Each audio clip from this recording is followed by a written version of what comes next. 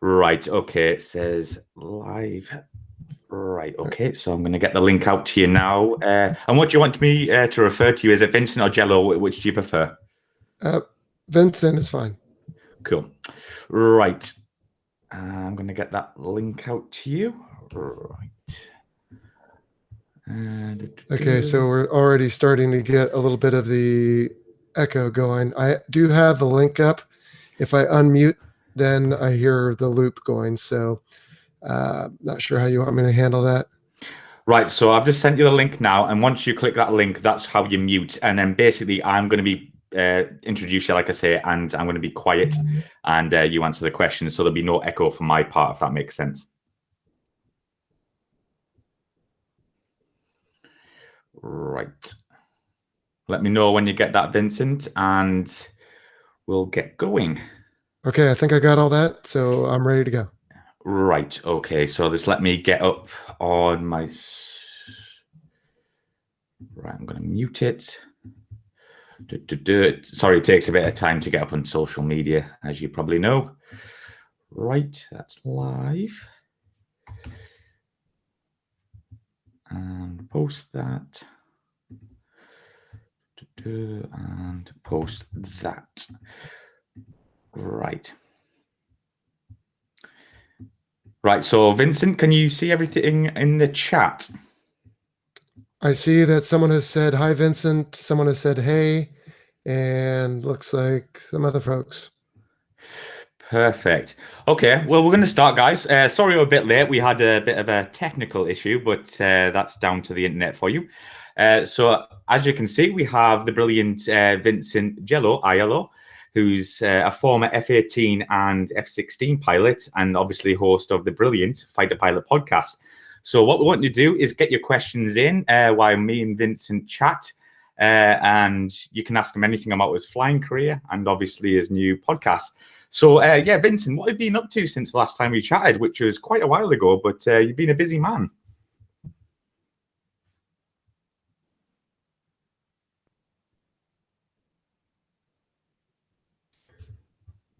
It's been a little while, yes. It's been, gosh, I don't remember when it was, Mike, but things are going well. Continuing to work with the podcast. I'm still at an airline.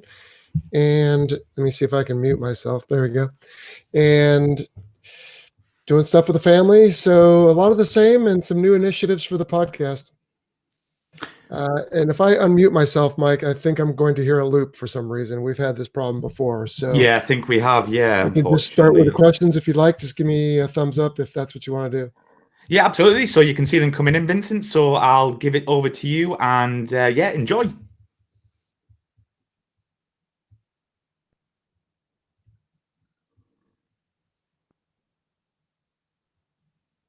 Okay, sounds good. Well, hello, everybody. Again, Vincent Aiello. Glad to be back on Air Crew Interview. And I've been here before. And if you want to come find our website, it's fighterpilotpodcast.com. And we have a lot of initiatives going in 2019. And we'll be glad to invite you over there, but don't leave Mike here. He's got a good thing going. So looks like the first question is from John Ellis. He asks, what do you think of the F-35? Combination of the best parts of the F-18 and F-16? No, John, I think it's better than the F-18 and the F-16. In fact, funny you should mention it. In 3 days' time, we will release an interview on our next episode that is with a pilot who has flown the F-15, the F-16, and the F-35. And we're titling that episode 4th Generation versus 5th Generation, and what the difference is between those two classes of fighters, if you will. And the F-35 blows the others away from the point of view of being a good long-range interceptor and fusing all the information that it has available to it. It might arguably not be quite as good of a dogfighter as the F-18, but hopefully if it does its job correctly, it won't need to dogfight, and it can take care of all that before it gets into the visual arena. I know we've said that before in the Vietnam era, but I think the F-35 is a gigantic step up, and I think it's leaps and bounds ahead of where the F-18 and the F-16 were. You have to imagine that those were 70s technology originally, which has been modified in the decades since, but now F-35 is pretty much cutting edge. So, yep, good question, John. When did you start flying? I flew maybe once or twice as a young child in friends' airplanes if I was able to work out a ride, but I actually did not start really flying until I began flight school in the fall of 1993. I was 23 years old, and the Navy taught me everything I needed to know, and I've been pretty much flying ever since, with a couple of years that I did take off between 2000, what was it, 2010, 2013-ish. Douglas Wheeler. Let's see. Douglas asks, big fan of the podcast. Just wondering if you ever fancied trying a British aircraft and why. Sure, I'd love to. That opportunity just never was available when I was in the military, Douglas. And now that I'm out, I don't know how I would have such an opportunity, but if it came along, sure, I'd love to. It'd be great. But I'm civilian now, so I don't know how that would come about. Paul Mooney, what would you say was the most challenging part of your training / flying? Paul, for me, it was learning how to be a good enough 1-versus-1 instructor, 1v1 at Top Gun, not only flying it, but teaching it. I had a very difficult time getting through the flying syllabus. Partly was due to the fact that we only had opportunities to do the instructor under training flights at certain times. And there were sometimes gaps in between. And so if there was a long enough gap, for whatever reason, just aircraft availability, then I would lose the proficiency I'd built up. And then once we got into it again, then I'd build it back up. And then maybe it was just close enough, not quite. And then I would have to take a break again. So it was just this weird cycle. I won't bore you with all the details, but it took me a little longer than normal to get through that phase of training, because when you are a Top Gun instructor, excuse me, they expect you to be the absolute expert at whatever it is you're teaching. There can be no mistakes, no flaws. If you do make a mistake later, after you are an actual instructor, then they expect you to understand it, be able to teach to it, and show why the mistake occurred and what you can do better next time, just like you should do for your students. So for me, that was one. At times, carrier landings were also difficult, but that's the answer that came to mind when you asked, Paul. Good question.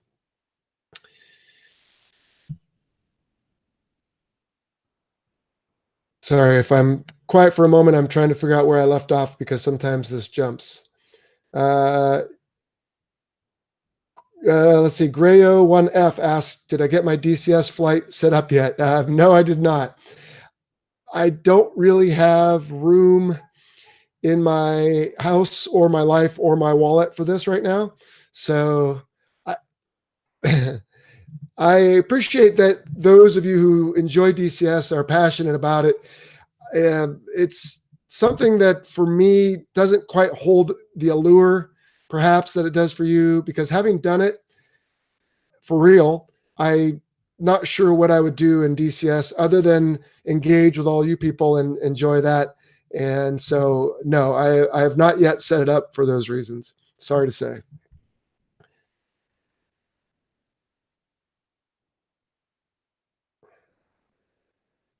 Yeah, sorry. Somebody says they were on the other stream waiting for it to start. We had a slow start.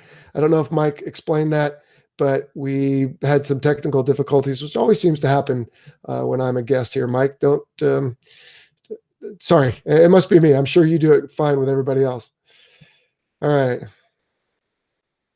Have I ever crashed on a carrier landing or had issues on a carrier?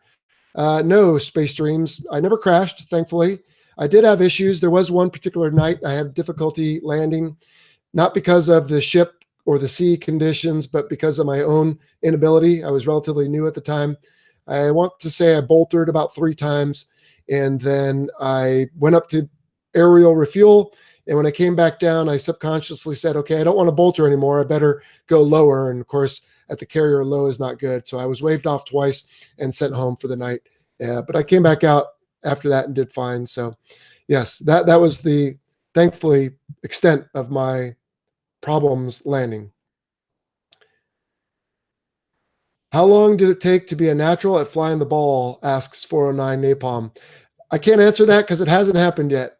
And because I'm no longer flying the ball 409 napalm, I would have to say infinity. I was never a natural at it. To be fair, in the daytime, it got a little easier, but I was not consistently what they call top 10 ball flyer or top hook or anything like that. I had to work very hard at it, and it never came naturally for me. Romper 86, I was in Picola 1 year later. Well, sorry to miss you. I need to get back over there and meet a few folks to do some more interviews, frankly. John Ellis asks, did I use the joint helmet mounted queuing system with a FLIR pod in the F-18 or F-16? No, John, I personally never used the joint helmet anyway, but at Top Gun, where we fly the F-16 in the Navy, we did not use the joint helmet because we only used the F-16 for adversary flying, and it was never adapted to the older F-16As and Bs. There was a time I was being fit, I should say, for the visor. That's always the hard part, is they have to fit it around your face. And I forget what happened. At one point, something slowed us down, or maybe there was a timeout, if you will, with doing the new helmets. And for whatever reason, I never continued it. And by then, it was so late in my career, I just never ended up flying with it.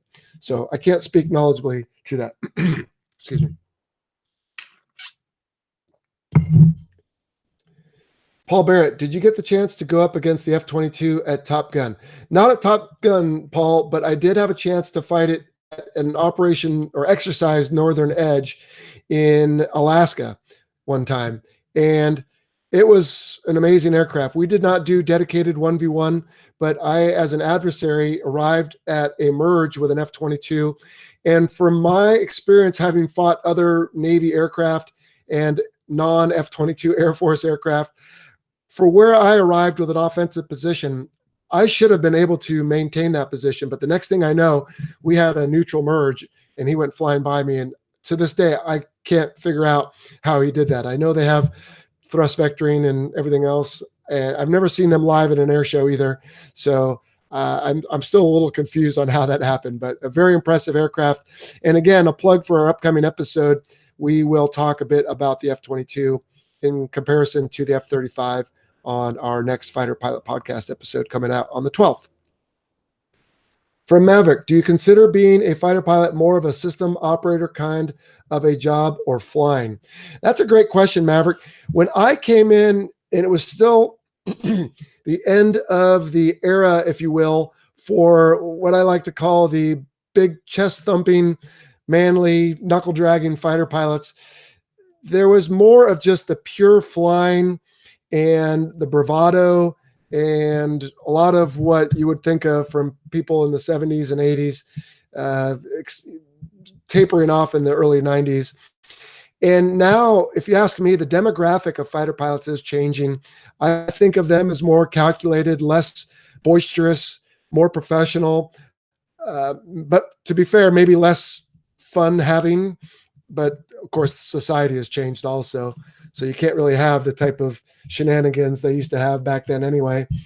But it's definitely a different world and a different Navy. And so in my experience, the young fighter pilots who came along after my generation were more calculating, thoughtful, more operators, and arguably a little more professional, and maybe even, I say, a little more effective. But again, that's the generation that they represent. So yeah. All right. So someone here, Badjik says, currently a patron. Thank you very much. That is how we keep the show going. We do have over 100 patrons on our Patreon page. Do you know where the Rhino nickname came from? Yes. From what I've been told, I forget who told me this, but they were trying to think of a name to use on the ball at the ship, because you don't want to say Super Hornet ball, because if all the LSOs hear is super, or if they don't hear the super, if all they hear is the Hornet, then they could confuse it with the regular Hornet, which we'll call Hornet ball. They needed something different, and I can't do it justice, but apparently one of the guys went home, one of the landing signal officers at the Fleet Readiness Squadron, and he came back the next day and he says, I got it. We'll call it the Rhino. And the commanding officer or somebody said, well, why are we going to call it the Rhino? And he said, because it's big, ugly, gray, and its legs rubbed together or something like that. And so it is, if you look at an Hornet and a Super Hornet next to each other from the backside, the Super Hornet does look like it's carrying a little more weight in the hind quarters. And so that apparently that answer is stuck. And so that is what they decided to call the Super Hornet around the boat. And it's a nickname for it at all times. We say, hey, it's the Rhino. In the movie Clear and Present Danger, says Baddock, the call sign of the paper bomb Hornet. Hold on, I got to make sure I read this right.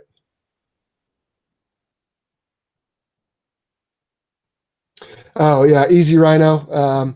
Yeah, I don't know where that came from. So he's asking about Clear and Present Danger when, what was the guy's name? But Jack, no, it wasn't Jack. It was, anyway, the character on the ground who's acting as the forward air controller. He's talking to the F-18 Hornet from VFA 125, and it is William Dafoe. That's the name I'm trying to come up with. He's using his call sign Easy Rhino, and that's arbitrary. I don't think that has anything to do with the Super Hornet being called a Rhino. And even though you didn't ask it, Baddock, I don't know anything about cellulose encased bombs. Never heard of any in my career.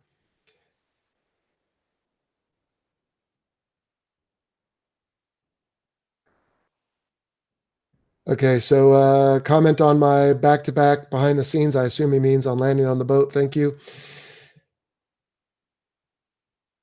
So Tim Oja asks, do you think operating modern fighters would be more effective if there was a second crew member? Well, Tim, I guess it doesn't really matter what I think, but since you're asking me, I will tell you. And I'm going to cop out and say it depends, because I never flew the F-35 or the F-22. But the fact that they've only built each of those aircraft single seat tells you something. I was single seat most of my career. Towards the end, I did have a chance to fly with many tactical Top Gun graduate Wizzos, and they were very effective. So I wasn't a convert. I didn't wish I'd gone back and flown two-seat the whole time. And if I were to go to combat towards the end of my career, I'm not prepared to say I would have wanted or asked to go with a two-seat, but that takes nothing away from them. They're very effective. And for me, it was just a question of experience and habit pattern. And I was used to doing things mostly by myself. But the few times I did fly with Top Gun graduate Wizzos, they were very effective. And I understand that certain missions, particularly forward air controller airborne, which I never did, but for that mission, it's great to have someone else, as it is for a lot of others. But that's a sticky one. I really can't answer that. But again, most fifth generation fighters, at least in the US, are single seat. So that tells you where the mindset is going. Yeah, someone said John Clark. That was William Dafoe's character. Thank you. Let's see. Yes, John Ellis points out if they rig the cable wrong, it's really a bad thing. You can damage the aircraft if you rig it for a Hornet and you land a Super Hornet or vice versa. And that's absolutely true. That's why there are so many precautions in place to make sure that doesn't happen.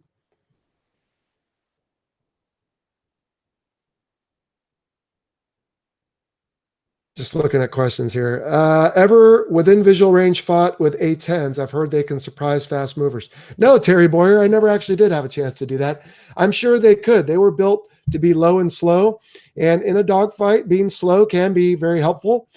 And so, unfortunately, I never had that opportunity, but I appreciate the question. Okay, I'm not going to try to pronounce this next one. He's from Poland. He says, thank you for your time, and you're welcome. Greetings from San Diego, where it's 70 degrees and sunny out in the middle of January.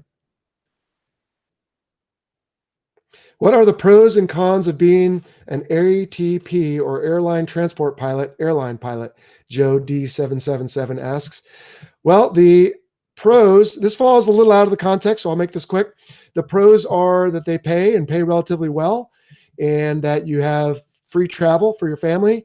The cons are that the quality of the flying is pretty low. If you used to fly fighters, the people in the back don't really appreciate when you start doing heavy turns and pulling G's and all that, which I don't do, don't worry. And so most pilots that I know of who fly airlines who also need to get their fix, well, they go fly biplanes or some other fun plane on the weekend. I don't do that, partly because I don't have the money to do it, but also partly because I'm pretty much satisfied. That being said, I might start doing some civilian flying because my 15-year-old son, who wants to figure out a way to survive living in Hawaii as a surfer, I told him he should fly for Hawaiian Airlines. So he raised his eyebrows at that and thinks he wants to start taking flying lessons. So we'll see where that goes. Paul Barrett says, love the podcast we did with our wives. That's me and my co-host Sunshine. Lucky guys to have lovely ladies at your sides. Totally true, Paul. We really enjoyed that one. And I thought they offered really good advice. In fact, I'm considering doing an encore episode with my sons. I think I would open it with my 11-year-old, probably just making silly sounds with a microphone in his hand, which is about the most I can expect. And then maybe I'll get my 15 and 18-year-olds to talk about what the home front was like in their lives as military kids. So we might revisit the home front there. Thanks for that, Paul. Have you ever had an engine failure? You know, Space Dreams, this came up recently, and I'm embarrassed to admit I don't remember. I know there's one time I can remember I was doing a post-maintenance check flight, and I shut off an engine. We used to do that in the F-18. They don't do it anymore, but I shut it off in flight, and it wouldn't restart. So that's kind of like a failure, but thankfully I was in Fallon, Nevada, and so I didn't have to land on the carrier. But I did have an engine stall on me one time, but I think it was okay at idle. And I don't think otherwise I've had an engine failure. And the fact that I don't remember if I did means it did not end dramatically, or else I'm sure I would have a more pointed memory of it, or poignant maybe. So I'll have to go back and see in my logbooks if I made comment to that, but I don't recall having an actual engine failure at an inopportune time. Tim Sears asks, is there going to be a time when the UAV platforms, unmanned aerial vehicles, will reduce or eliminate fighter pilots? Some plans are exceeding, planes I assume you mean, are exceeding the physiological capabilities of pilots. Yes, Tim, we will again discuss this very briefly on this upcoming episode of the Fighter Pilot Podcast. Theoretically, someday. In my lifetime, no. In yours, I don't know how old you are, but if you're listening to this, you're probably at least 15. Probably not. It's hard to say. Again, I've used the example on a podcast before that when you look back at the mid 80s, if you were around and you watched the Back to the Future movies, that they showed about this time frame as the future, quote unquote, in the 80s. And for what they thought we would be, we're nowhere close to that. So I don't know. We don't have flying cars. We don't have a lot of different things that maybe we should have by now. So I don't know how long it will take for UAVs to replace manned aircraft, but I think at some point it's coming, probably. Badjik wants to know if Sunshine is as handsome in real life as he is on Facebook Live. He's certainly a good-looking guy, and I don't mind saying that because I'm confident in my own sexuality. And so, yeah, he's a good-looking dude. And next time, Mike, as a matter of fact, I mentioned to him, Mike, that you invited me to do this. And I said, you should do it sometime. And he said he'd be willing. So the viewer can decide for themselves who's better looking. I've got my wife. I'm happy. So I'm confident in how I look. So no contest. Yeah, well, we need to get Sunshine on our show, so that'd be absolutely brilliant, Vincent. Yeah, so give him a note and say yes, we'll work for it. Northern Norway. If so, anything experience of real cold weather flying? I did fly north of the Arctic Circle on that same exercise I mentioned when I was in Northern Edge in Alaska, and we had to wear some cold weather clothes in case we went down. But because it was an exercise, they had forward detached helicopters in different places, and the idea was they would be able to rescue us quickly if we had ejected. So never operated in Norway, Korpen, and never had to do really any other super cold weather stuff. Okay, so my friend from Poland is explaining the name that he uses, and it says it stands for our and your freedom. It was the motto from Polish Air Force fighting in the Western Front in World War II. Outstanding. Thank you for that. Miko, who I see on my show from time to time. Have you ever worked with pilots from other F-18 user countries, Canada, Australia, Kuwait, Finland, etc.? Yes, Miko, we did operate with the Canadians a bit and the Australians.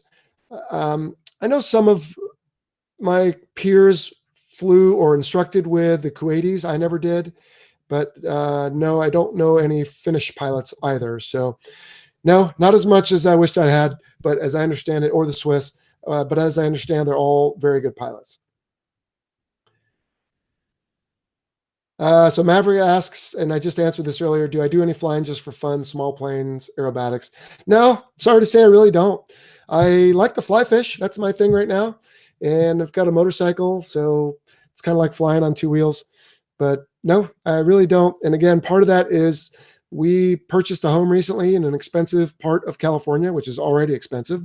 And so we have a little lack of disposable income for such activities right now. But that is why I recently moved to a bigger airplane in my airline capacity. I was trying to make a little more money. And so who knows, maybe if the podcast continues to grow, maybe I will at that point have the financial means to go do a little flying. And again, if my son wants to, I'll have to figure out a way to do it with him.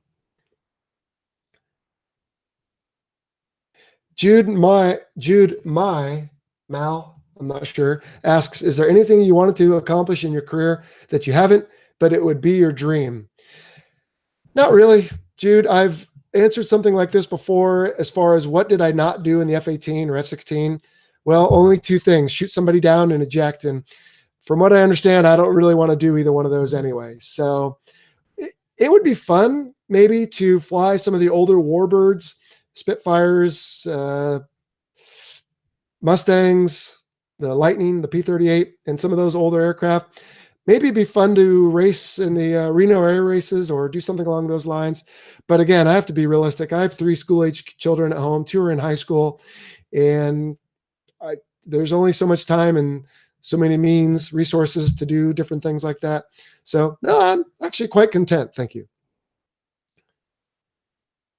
Paul reattacks on the UAV thing. He says, do you see a time? Let's see. Do you see a time when a fighting jet will launch a wingman drone off his jet to protect him in a dogfight or as an escort? I think just based on the physics, Paul, that might be tough to launch him off of his aircraft. We do already have towed decoys that sort of have this purpose. I think more likely it would be that they launch together as separate aircraft, and the thing just stays right there with you all the time like a well-heeled dog. Whether that'll come or not, I don't know. And then at some point, you could have it, instead of flying 5 or 10 feet away from you, no matter what you do, maybe 100 or 300 feet away, and be more of a beacon than you. I don't know. That sounds like cool stuff, but from what I understand from our upcoming episode, nobody's really planning on making that just yet. Joe D777 says, did you ever do dissimilar air combat training against the Dassault Rafale or Eurofighter Typhoon? If so, how did it go, and what impressed you most about them? No, unfortunately, I did not, Joe, excuse me. I'm sure it would have been very humbling. I hear those are very good aircraft and very capable in a within visual range fight, but no, never had that opportunity. At Top Gun, when I was there a couple times, the Grad 1v1, as they call it, is a big fun exercise where everybody shows up in the room. No matter what you fly, you have a big brief for everybody, and they go over all the training rules, and then they hand out envelopes, and you show up at a certain spot of the range at a certain time, at a certain altitude, on a certain frequency, and you fight whoever's there. And in doing that, I was once able to fight an F5, an F-16, a T-45, which was a lot of fun, and a Tornado. And so all those times was a lot of fun, but never had a chance to fight anything real exotic like an F-22 or F-35. The F-35 was just coming out when I retired, or any of the foreign aircraft, or the A-10, as we talked about before. So no, never had a chance to do that. Let's see. Space Dreams. What was it like flying the F-16? And have you ever done a display or fly past? It was fantastic, Space Dreams. And no, I never had a chance to do a fly past or demo. But the visibility in that, plus, in an F-18, you have the canopy bow right here.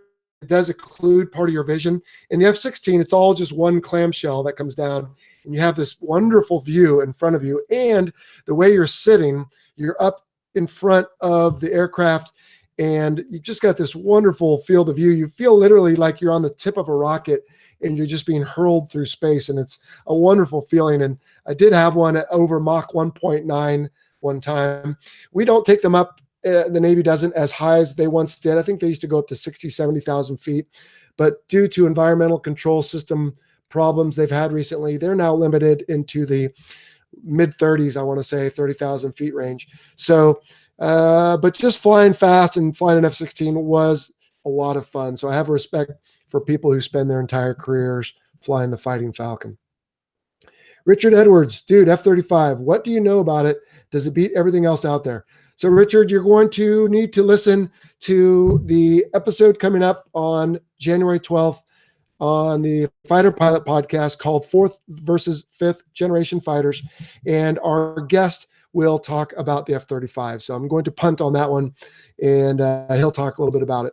On that note, though, we are starting soon a series on the podcast where every episode will have a different featured aircraft. For example, tomorrow we're recording, of course, the F-18 first, and I have other aircraft lined up. I've got a guest ready to talk about the A-7 Corsair. I have a guest lined up to talk about the SR-71. And so for each aircraft, we will ask the same 6 or 7 questions. What was it designed to do? What does it do well? What armament does it carry? What are the different variants, etc.? And then we'll have chance for the guest to answer some maybe extra questions or tell some sea stories. And so you'll have to wait on that one. We will we'll get to the F-35 as part of that series, hopefully very soon.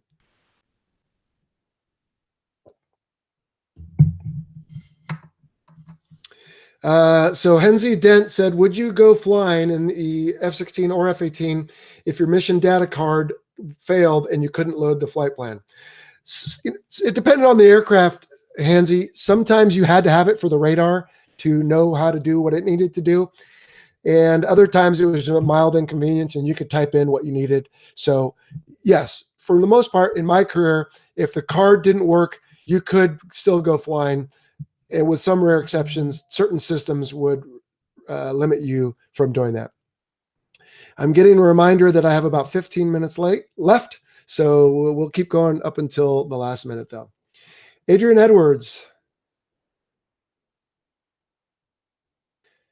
Do you suffer many holdovers, i.e. waiting in between the courses on the way through the fast jet pipeline?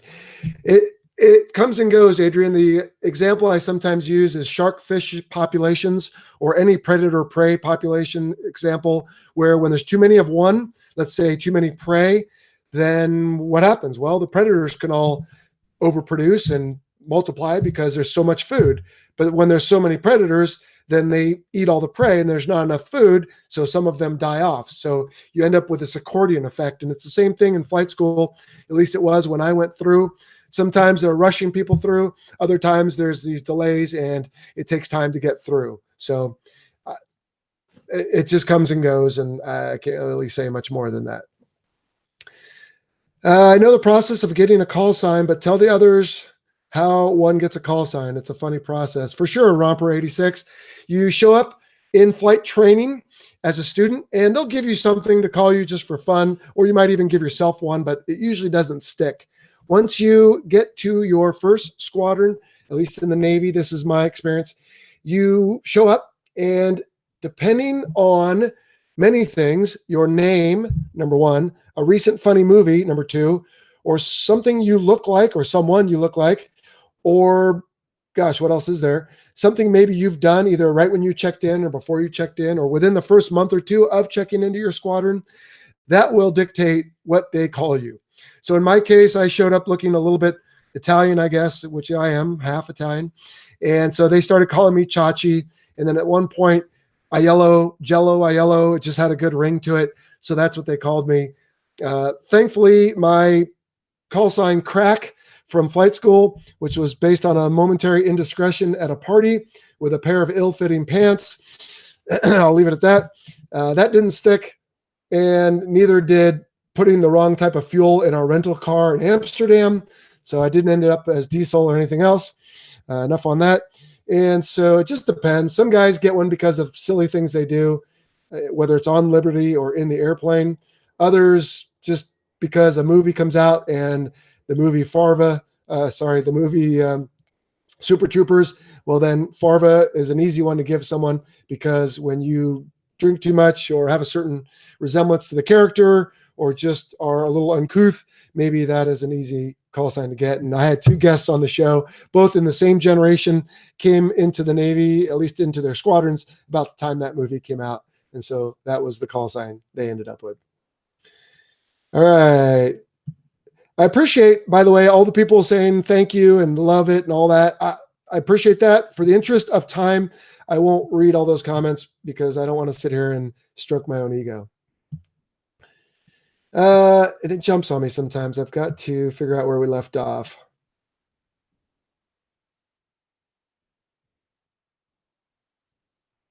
I saw a video recently that showed pilots falling asleep after a mission. Is that a thing? Sure, as long as you're safe on deck, not in the airplane. I don't know of too many people who have fallen asleep in the airplane. That being said, I have a picture of me looking like I'm asleep in the airplane, but it was staged. And another one I have that looks like I'm asleep was taken from the guy next to me on the flight deck of the carrier. We were waiting for the launch, and I had 15 minutes. So I just looked a little bit like, okay, this is boring, but I wasn't asleep. All right, Mobius, all-time favorite airplane. Depends, from what point of view. I used to love the SR-71 as a kid. The thing was awesome, and it was taboo. You couldn't hear about it hardly. And then we used to love the F-5 because my brothers and I built models of it. And then I started flying, and it wasn't quite as capable.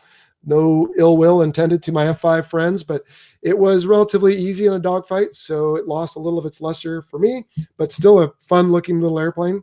F-18 is probably my go-to favorite because that is where I spent the majority of my career, although I do have an affinity for the A-10 with its huge gun and the F-16 since I had a chance to fly it a little bit.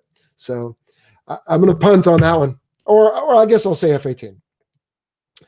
Jell-O, if not classified, well, you don't have to say that because if it is classified, I'm just not going to answer. But anyway, what sort of targets would you expect to engage with the M61A2 gun? Ever shoot up tanks, APCs, or was it strictly air-to-air or soft-skin stuff? Cheers from James. Targets for the gun in the air-to-air or other aircraft or anything you need to shoot down, really, because if it flies, it's generally soft enough, if you will, that it will be affected by 20 millimeter bullets impacting it. On the ground, you won't have quite as much impact on heavily armored vehicles or buildings. Soft-skinned vehicles, aircraft, troops in the open, all those are fair game. And no, I never strafed any targets in anger. Certainly did plenty in training. And so, nope, didn't have a chance to do that. Daniel McAfee asks, have I ever had a chance to train with the Royal Canadian Air Force? If so, do you know Rose? He's a friend of mine. Thanks, Daniel. No, I don't know Rose. My training with other countries was limited to joint exercises. I never had a chance to go to Maple Flag, but I did have a chance to just rub elbows with different pilots at different, for example, if they came and did exchange tours with the U.S., or if we met in various headquarters, like in Al Udeid in the Arabian Gulf area, Qatar specifically. So no, my experiences with other militaries were fairly limited, but for the most part, I found they were all very professional. We're all, I think, cut from the same cloth, just from different countries.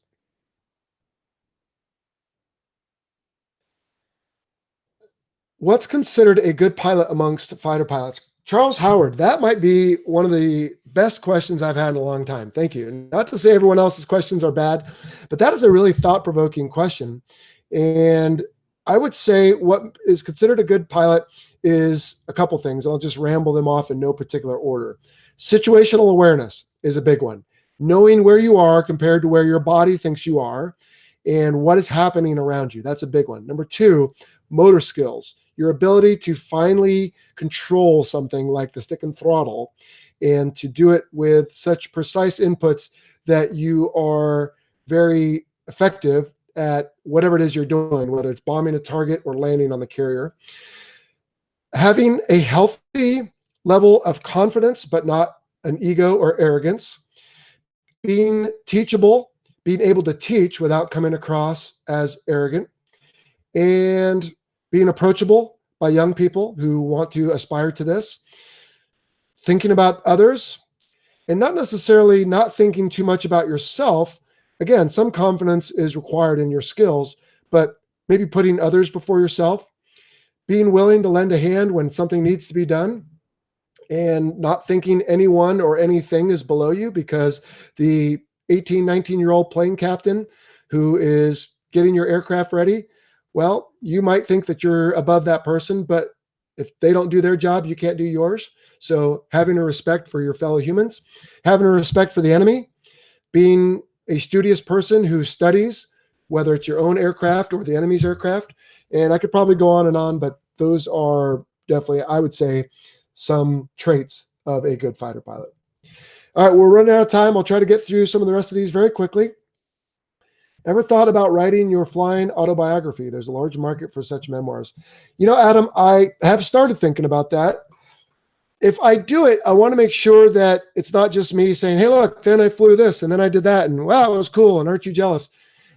I would like to have a point to it, and I am kicking around some ideas. I do have a Captain Miller story in me I haven't shared with everyone yet. And what I mean by that is, if you remember the movie Saving Private Ryan, part of the movie is that they don't know what Captain Miller was back home, and he waits until a certain time to tell everybody that he was a teacher.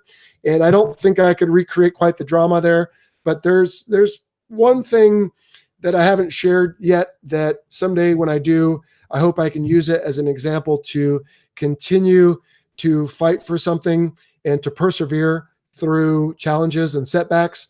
And so if I do it, I might use that as the theme to try to inspire or motivate people, but we'll see. All right. Can RAF pilots take part in Top Gun? If so, can they stay on to become an instructor?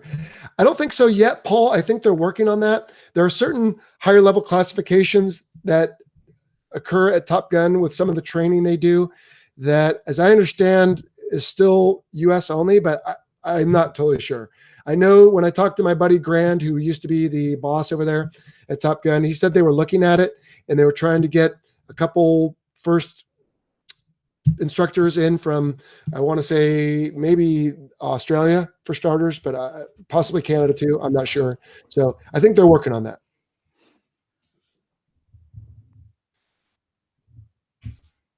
So Romper 86 says he had the opportunity to fly, I assume he, a P-51 with his great uncle still living, who was a Tuskegee Airman, and some actual stick time. Well, I am jealous. So thanks for that. And yeah, that's awesome. Hey, so Mike, I saw your face show up for a moment. Did you want to try to wrap up a little earlier? Yeah, I was going to say, like, if you want to choose one more question and we'll wrap up, we'll have a bit of a, a couple of minutes conversation, but you choose one more question before, we wrap up.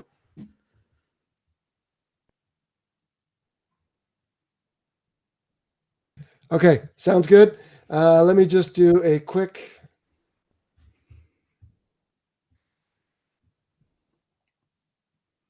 All right, so this is, I guess, as good a one as any. Tim Sears asked, have you ever departed from normal flight? Yes, I did, Tim. I was in a dogfight in an offensive position on my skipper, actually, the commanding officer of Top Gun at the time. He was practicing his defensive. I was practicing offensive. And he did what we call a ditch, which is when, and I've got to get the fighter pilot hands out, everybody, but when you have one aircraft that is defensive, and if he just stays defensive, he's going to get shot. And so what does he do? He redefines the fight straight down. And what I did is I rolled on top to follow, and I must have had some forces, side forces building up. And instead of following him down, the aircraft literally rolled up and yawed away 180 degrees. And it was quite thrilling, to say the least. And so I simply released the controls. I called knock it off right away. And by the time I released the controls and took a deep breath or two, the aircraft quickly came out of it, and I was able to fly away just fine. That is why we do dogfighting up at high altitude. but I did not end up in any sort of spin or prolonged departure. But yes, that definitely did get my attention. So I want to say thank you to everybody for the excellent questions. Mike, I'll go mute here and turn it over to you to wrap up. Yeah, well, perfect. Well, obviously, I hope you all enjoyed having Vincent, or Jell-O as he's called. And it's been brilliant to have him on. We've had such a great turnout. And yeah, Vincent, if you can get back on quickly and just tell us, where we can find you online for our viewers that have just come on. It'd be great, where they can find your Fighter Pilot podcast. Okay, so unfortunately, I end up with this weird looping audio of you, but it sounded like the last thing you said was where people can find me. The website is fighterpilotpodcast.com. You can look for us on Twitter, YouTube, Patreon, Facebook, Instagram, and we have a newsletter you can sign up for on our website. The favorite podcast player that you use, just look for the Fighter Pilot Podcast. And on Patreon, we do have exclusive content depending on what tier you elect to support us at. And on our YouTube channel, we do some behind the scenes type information where we explain what you're seeing in a YouTube video that has military flying in it, generally F-18 stuff because I know it the best. So check it out, take a look. And thanks very much. I enjoyed this time together. Sorry I didn't answer everyone's questions, but you can always email them to us at questions@fighterpilotpodcast.com. Well, Vincent, a big thank you to you for joining us tonight, and a big thanks to our guests, our guys who joined us in the chat. There were some brilliant questions, and yeah, I'm sure we can get Vincent back on the show to answer anyone's questions who didn't get answered. But thanks very much for joining us, and yeah, we'll see you soon.